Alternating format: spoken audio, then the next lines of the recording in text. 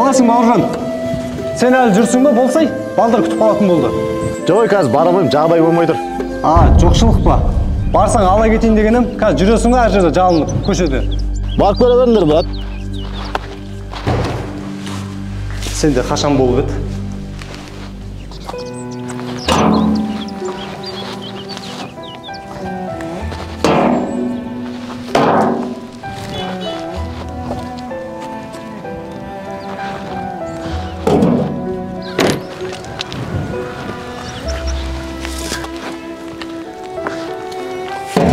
Ассалаумағалейкум досым, не істеп тұрсың? Алейкумассалам.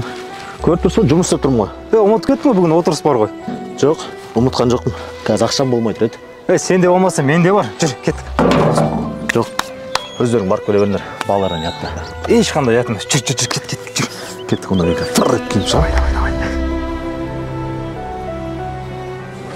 Досым, сен жаққа кіре бер, мен қолым жуып алайын. Ассалаумағалейкум. Қалайсыздар жігіттер? Жаңа жағдайым жоқ деп отырмын ғой. Қалай келіп қалдың? Отыр енді бір жерге. Өмір өшіп жүреді олар ғой. Ақша жоқ деп.